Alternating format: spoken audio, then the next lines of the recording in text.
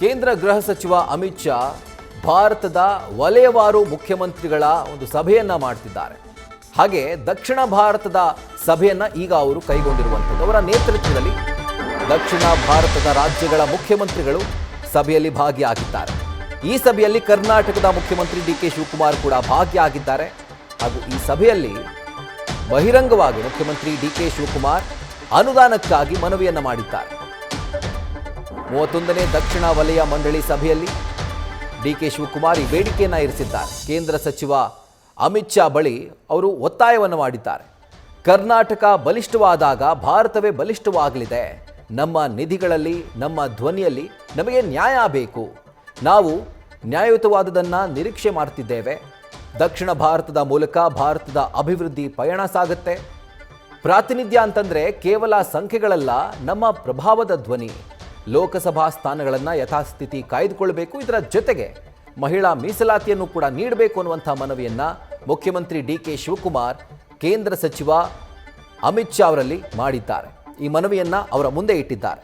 So ಯಾವ ರೀತಿಯಾಗಿ ಕೇಂದ್ರ ಸರ್ಕಾರ ಸ್ಪಂದಿಸುತ್ತೆ ಮುಂದಿನ ದಿನಗಳಲ್ಲಿ, ಮುಂದಿನ ಹಂತಗಳಲ್ಲಿ ಗೊತ್ತಾಗುತ್ತೆ. ಬಟ್ ಇವತ್ತು ನಡೆದಂಥ 31ನೇ ದಕ್ಷಿಣ ವಲಯ ಮಂಡಳಿ ಸಭೆಯಲ್ಲಿ ಅಷ್ಟು ರಾಜ್ಯಗಳ ಮುಖ್ಯಮಂತ್ರಿಗಳು ಭಾಗಿಯಾಗಿದ್ದರು.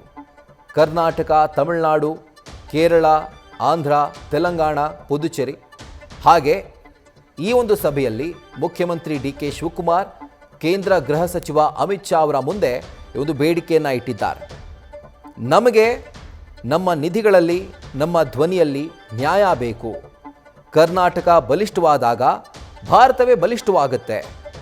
ನಾವು ನ್ಯಾಯಯುತವಾದದನ್ನು ನಿರೀಕ್ಷೆ ಮಾಡ್ತಿದ್ದೇವೆ. ದಕ್ಷಿಣ ಭಾರತದ ಮೂಲಕ ಭಾರತದ ಅಭಿವೃದ್ಧಿ ಪಯಣ ಸಾಗುತ್ತೆ. ಪ್ರಾತಿನಿಧ್ಯ ಅಂತಂದರೆ ಕೇವಲ ಸಂಖ್ಯೆಗಳಲ್ಲ, ಅದು ನಮ್ಮ ಪ್ರಭಾವದ ಧ್ವನಿ. ಇದರ ಜೊತೆಗೆ ಡಿಲಿಮಿಟೇಷನ್ ಬಿಲ್ಲನ್ನು ತರಬೇಕು ಅಂತ ಕೇಂದ್ರ ಸರ್ಕಾರ ಏನು ಪ್ಲ್ಯಾನ್ ಮಾಡಿಕೊಂಡಿದೆ, ಅದಕ್ಕೆ ಸಂಬಂಧಪಟ್ಟಂತೆ ಕೂಡ ಅವರು ಮಾತನಾಡಿದ್ದಾರೆ. ಬಹಿರಂಗವಾಗಿ ಡಿಲಿಮಿಟೇಷನ್ ಬಿಲ್ಗೆ ನಮ್ಮ ಸಪೋರ್ಟ್ ಇಲ್ಲ ಅನ್ನುವಂಥನ್ನು ಹೇಳ್ತಾ ಮಹಿಳಾ ಮೀಸಲಾತಿ ಕೂಡ ನೀವು ಕಲ್ಪಿಸಬೇಕು ಅನ್ನುವಂಥ ಮನವಿಯನ್ನು ಮಾಡಿದ್ದಾರೆ.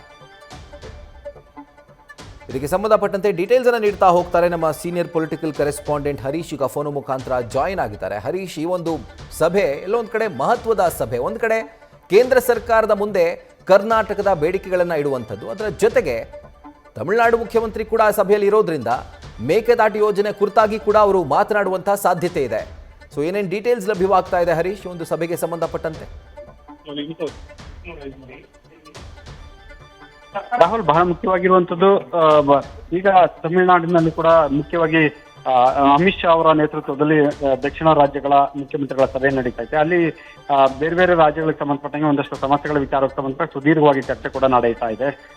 ಒಂದು ತಮಿಳುನಾಡು ಆಗಿರ್ಬೋದು, ಕರ್ನಾಟಕ ಜೊತೆಗೆ ಪಾಂಡಿಚೇರಿ, ಆಂಧ್ರ, ತೆಲಂಗಾಣ ರಾಜ್ಯಗಳ ಮುಖ್ಯಮಂತ್ರಿಗಳು ಆ ಒಂದು ಸಭೆಯಲ್ಲಿ ಭಾಗವಹಿಸಿದ್ದಾರೆ. ಸಭೆಯಲ್ಲಿ ಬೇರೆ ಬೇರೆ ರಾಜ್ಯಗಳ ಏನೇನು ಸಮಸ್ಯೆ ಇದೆ ಆ ಸಮಸ್ಯೆಗಳಿಗೆ ಸಂಬಂಧಪಟ್ಟಂಗೆ ಮಹತ್ವದ ಚರ್ಚೆ ನಡೀತಿದೆ. ಒಂದು ಹಂತದಲ್ಲಿ ಕರ್ನಾಟಕ ಮತ್ತು ತಮಿಳುನಾಡು ರಾಜ್ಯಗಳಿಗೆ ಸಂಬಂಧಪಟ್ಟಂಗೆ ಕಾವೇರಿ ಮತ್ತೆ ಮೇಕೆದಾಟು ಯೋಜನೆಗೆ ಸಂಬಂಧಪಟ್ಟಂಗೆ ಸಮಸ್ಯೆ ಕೂಡ ಇದೆ. ಆ ಒಂದು ಬಿಕ್ಕಟ್ಟನ್ನು ಬಗೆಹರಿಸುವಂತ ನಿಟ್ಟಿನಲ್ಲಿ ಕೂಡ ಚರ್ಚೆ ಆಗಿದೆ ಅನ್ನುವಂಥ ಮಾಹಿತಿ ಲಭ್ಯ ಆಗ್ತಿದೆ. ಜೊತೆಗೆ ಸಿಎಂ ಡಿ.ಕೆ. ಶಿವಕುಮಾರ್ ಅವರು ನೇರವಾಗಿ ಕೇಂದ್ರದ ಮುಂದೆ ಒಂದು ಪ್ರಸ್ತಾಪಗಳನ್ನು ಕೂಡ ಇಟ್ಟಿದ್ದಾರೆ ಅಂತ ಹೇಳಲಾಗ್ತಿದೆ. ಅಂದ್ರೆ ಕೇಂದ್ರ ಗೃಹ ಸಚಿವರಾಗಿರುವಂತಹ ಅಮಿತ್ ಶಾ ಅವರ ಮುಂದೆ ಒಂದು ಅನುದಾನಕ್ಕೆ ಹೆಚ್ಚಿನ ಅನುದಾನವನ್ನು ಕೊಡಬೇಕು, ಪ್ರಾತಿನಿಧ್ಯವನ್ನು ಕಳಿಸಬೇಕು, ಮತ್ತೆ ಇಡೀ ದಕ್ಷಿಣ ಭಾರತದ ರಾಜ್ಯಗಳು ಭಾರತದ ಪ್ರಗತಿಗೆ ಪ್ರಮುಖ ಪಾತ್ರವನ್ನು ವಹಿಸ್ತಾ ಇದ್ದೇವೆ. ಹಾಗಾಗಿ ಹೆಚ್ಚಿನ ಅನುದಾನ, ಅವಕಾಶಗಳು ಮತ್ತು ಪ್ರಾತಿನಿಧ್ಯವನ್ನು ಕೊಡಬೇಕು ಅನ್ನುವಂತ ಮನವಿ ಮಾಡಿದ್ದಾರೆ ಅಂತ ಹೇಳಲಾಗುತ್ತೆ. ಮತ್ತೆ ಕ್ಷೇತ್ರ ಪುನರ್ವಿಂಗಡಣೆ ವಿಚಾರವಾಗಿ ಮತ್ತೆ ಮಹಿಳಾ ಮೀಸಲಾತಿ ವಿಚಾರವಾಗಿ ಕೂಡ ಒಂದು ಅವ್ರ ಮುಂದೆ ಪ್ರಸ್ತಾಪ ಮಾಡಿದ್ದಾರೆ ಅಂತ ಹೇಳಲಾಗ್ತಿದೆ. ಅಂದ್ರೆ ಕ್ಷೇತ್ರ ಪುನರ್ವಿಂಗಡಣೆ ಆಗಬಾರ್ದು ಅನ್ನುವಂಥದ್ರ ಜೊತೆಗೆ ಕೂಡ ಮಹಿಳಾ ಮೀಸಲಾತಿ ಆಗಬೇಕು ಅನ್ನುವಂಥ ನಿಟ್ಟಿನಲ್ಲಿ ಕೂಡ ಅವರ ಅಭಿಪ್ರಾಯವನ್ನು ವ್ಯಕ್ತಪಡಿಸಿದ್ದಾರೆ ಅಂತ ಹೇಳಲಾಗ್ತಿದೆ. ಅದೆಲ್ಲಕ್ಕಿಂತಲೂ ಕೂಡ ತಮಿಳುನಾಡು ಮತ್ತೆ ಕರ್ನಾಟಕ ರಾಜ್ಯಗಳ ನಡುವೆ ಇರ್ತಕ್ಕಂಥ ಕಾವೇರಿ ನೀರಾವರಿ ವಿಚಾರಕ್ಕೆ ಸಂಬಂಧಪಟ್ಟಂಗೆ ಆಗಿರ್ಬೋದು ಮತ್ತು ಮೇಕೆದಾಟು ಯೋಜನೆಗೆ ಸಂಬಂಧಪಟ್ಟಂಗೆ ಒಂದಷ್ಟು ವಿಚಾರವನ್ನು ಗಮನ ಸೆಳೆಯುವಂತ ಒಂದು ಪ್ರಯತ್ನ ಮಾಡಿದ್ದಾರೆ. ಅವೆಲ್ಲವೂ ಕೂಡ ಶಾಶ್ವತವಾಗಿ ಪರಿಹಾರ ಕಂಡುಕೊಳ್ಬೇಕು ಅನ್ನುವಂಥ ನಿಟ್ಟಿನಲ್ಲಿ ಮನವಿ ಮಾಡಿದ್ದಾರೆ ಅಂತ ಹೇಳಲಾಗ್ತಾ ಇದೆ. ರಾಹುಲ್, ಹರೀಶ್, ಈಗ ಒಂದು ಈ ಸಭೆ ಇದೆಯಲ್ಲ, ಈ ಸಭೆ ಇವಾಗಲೇ ಹೇಳಿದ್ರಿ ಅನೇಕ ವಿಷಯಗಳ ಕುರಿತಾಗಿ ಚರ್ಚೆ ಮಾಡಿದ್ದಾರೆ ಅಂತ ಹೇಳಿ. ಸೊ ಎಲ್ಲದಕ್ಕೂ ಕೂಡ ಒಂದು ಸೊಲ್ಯೂಷನ್ ಕೊಡುವಂಥ ನಿರೀಕ್ಷೆಯನ್ನು ನಾವು ಇಟ್ಕೊಳ್ಬಹುದಾ ಅಂತ ಈ ಒಂದು ಸಭೆ ಮೂಲಕ? ರಾಹುಲ್, ಹಲವು ದಶಕಗಳಿಂದಲೂ ಕೂಡ ಕರ್ನಾಟಕ ಮತ್ತೆ ತಮಿಳುನಾಡು ನಡುವೆ ಕಾವೇರಿ ವಿವಾದ ಕೂಡ ಇದೆ.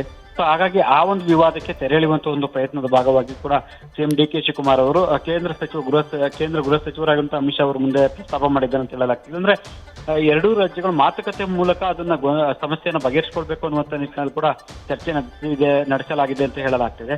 ಸೊ ಹಾಗಾಗಿ ಕಾವೇರಿ ವಿವಾದಕ್ಕೆ ಸಂಬಂಧಪಟ್ಟಂಗೆ ಒಂದು ಶಾಶ್ವತ ಪರಿಹಾರ ಕಂಡುಕೊಳ್ಳುವಂಥದ್ದು ಜೊತೆಗೆ ಮೇಕೆದಾಟು ಯೋಜನೆ ಕೈಗೆತ್ತಿಕೊಳ್ಳುವುದರಿಂದ ಎರಡೂ ರಾಜ್ಯಗಳಿಗೂ ಸಹಕಾರಿ ಆಗುತ್ತೆ, ಉಪಯೋಗ ಆಗುತ್ತೆ ಅನ್ನುವಂಥ ವಿಚಾರವನ್ನ ಮನದಟ್ಟು ಮಾಡಿಕೊಡ್ತಕ್ಕಂಥ ಒಂದು ಪ್ರಯತ್ನ ಕೂಡ ಸಿಎಂ ಡಿ ಕೆ ಶಿವಕುಮಾರ್ ಅವರಿಂದ ಆಗಿದೆ ಅಂತ ಹೇಳಲಾಗ್ತಿದೆ. ಹಾಗಾಗಿ ಎರಡೂ ರಾಜ್ಯಗಳ ನಡುವೆ ಇರತಕ್ಕಂಥ ಸಮಸ್ಯೆಗಳಿಗೆ ಪರಿಹಾರ ಕಂಡುಕೊಳ್ಳುವಂತ ನಿಟ್ಟಿನಲ್ಲಿ ಮಹತ್ವದ ಚರ್ಚೆ ನಡೆದಿದೆ ಅಂತ ಹೇಳಲಾಗ್ತಾ ಇದೆ. ರಾಹುಲ್.